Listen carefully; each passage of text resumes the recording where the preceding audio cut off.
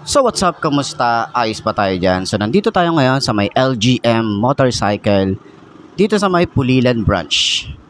So meron tayong bagong update. Ito nga pala yung Motorstar Easy Ride 150 CL na FI. Available na po. Opo.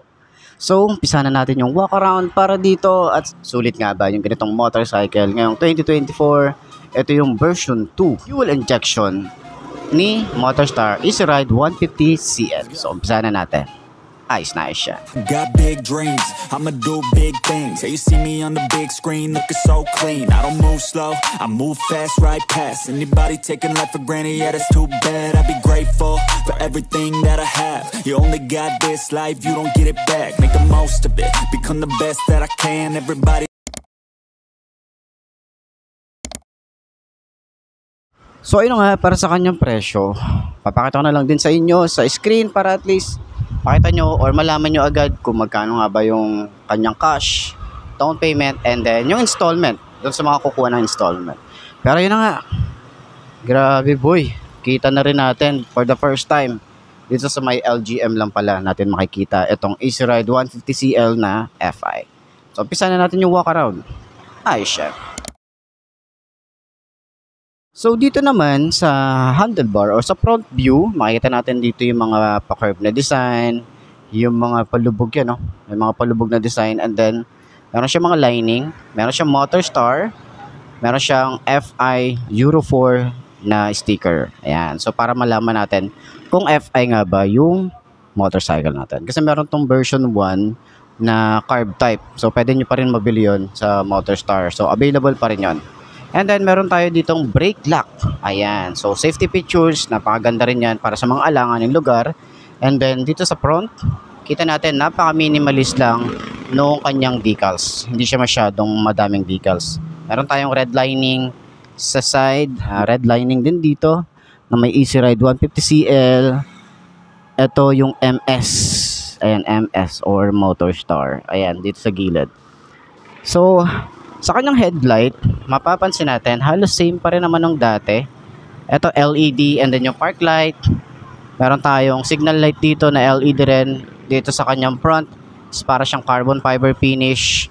Hanggang dito sa ilalim, meron tayong carbon fiber finish. Front fender, maganda rin.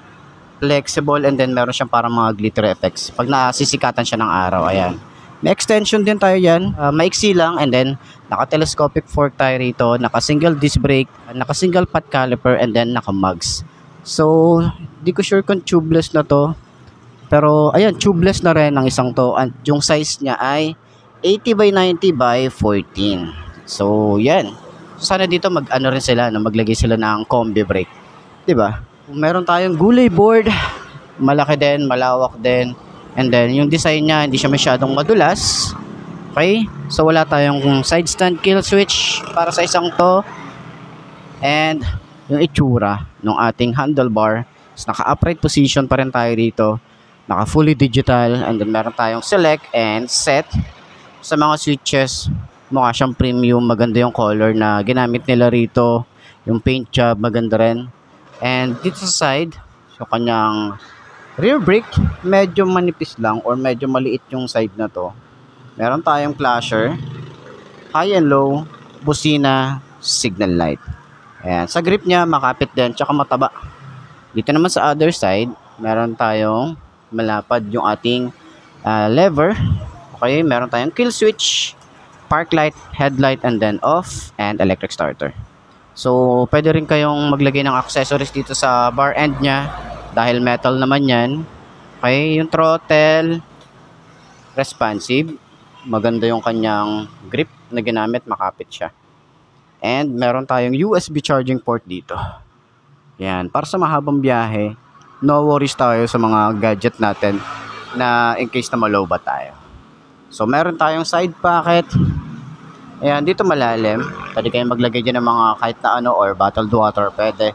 Dito naman sa side, medyo mababaw lang. Then, meron tayong utility hook. And then, yung ating ignition, dito na nga rin pala nilalagay. Or, dito na rin binubuksan yung ating seat. Tapat nyo sa seat, and then, click nyo yung seat.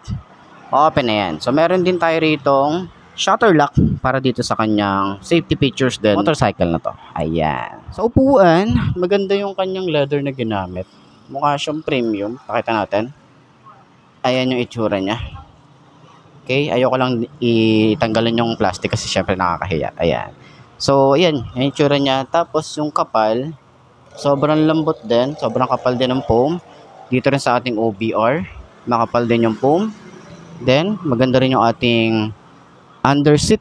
Pwede kayo maglagay dito ng mga basic tools. Ayan. Pwede kayo maglagay dito ng bag para lagay ng mga papers natin. So, meron tayong helmet hook. Maganda rin yung kanyang compartment. Malaki din. So, nandito yung side mirror, yung battery, basic tools, user manual, plate, warranty. Ayan. So, yung ating design para sa kanyang gas tank is maganda yung approach niya rito, and then malinis lang tingnan.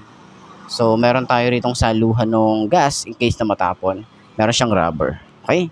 So, kagandahan sa ginawa dito ni Motorstar, yung ating handlebar or grab bar is meron na siyang nakaabang na bracket para sa top box natin. So, ayan, nakaano na yan, no? Top box na lang kulang nyo. Metal yan. So, mukhang maganda naman at mukhang solid din. Makapal din yung kanyang metal na ginamit dito. Okay? So, yung decals, ayan, nakita natin yung M-Star. Mahaba kasi Motorstar eh. Nilagay nila rito M-Star. Ayan. So, eto nga pala ay naka-ESP na rin or Enhanced Smart Power na din. Sa ating foot pegs para sa angkas, ganda ng design, no? Ganda ng paint job. May mga patusok din tayo dyan na design. And then, yung panggilid natin dito, meron tayong Motorstar. And then, napansin natin, walang kickstart din to, ang isang to.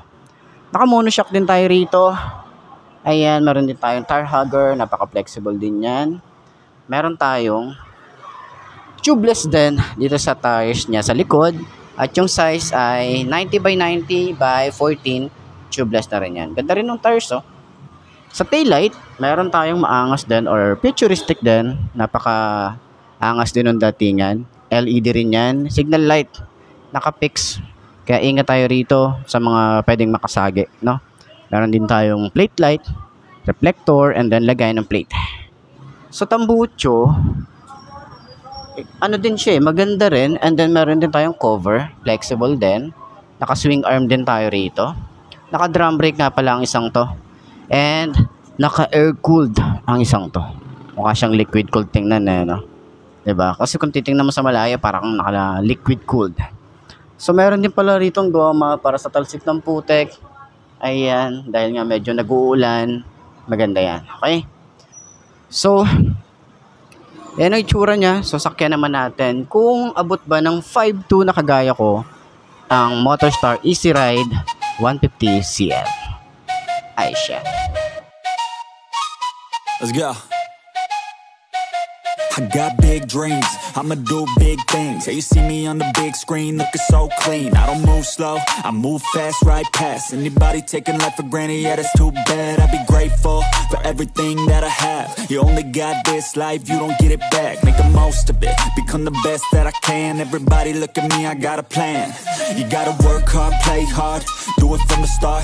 Cause how you do anything is everything is art. Stay consistent and do it every day. Don't let fatigue get in your way. Cause 10% of something is better than nothing. You better do something if you wanna be something. I can feel my stomach rumbling, I'm hungry. Big things coming up. So, ayan, unang upo para dito sa Motorstar Easy Ride 150cl. Sa side stand muna natin. Okay, side stand. Yan ang itsura niya kapag naka side stand. So, mukhang hindi naman siya alanganin i-side stand sa mga alanganing lugar, no? So, sakyan natin. 5'2" yung aking height. Try natin sakyan. Okay. Abot naman natin. Naka-boots tayo rito. And then, maganda yung upuan. Yung ating shock.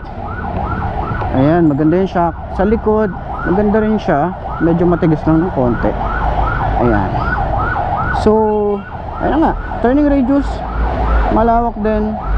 And then sa lahat ng mga gusto kumuha nito, pwede nyo mabili dito sa LGM Motorcycle. Dito sa may Pulilan branch. Pulilan branch nila. Okay?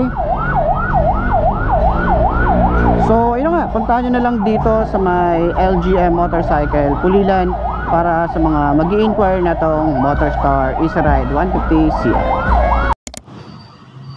So ayun nga mga best, no, ito na ba ang motor na babagi sa'yo? Kung ito na nga ay markahan mo na at mag-subscribe ka na sa aking YouTube channel, i-click mo na rin yung notification bell para updated ka sa lahat ng videos na upload natin dito araw-araw. So laging tatandaan, wala sa brand ng motor ang itatagal yan, kundi na sa pag-aalaga mo yan, tatagal yan, ayos na ayos yan.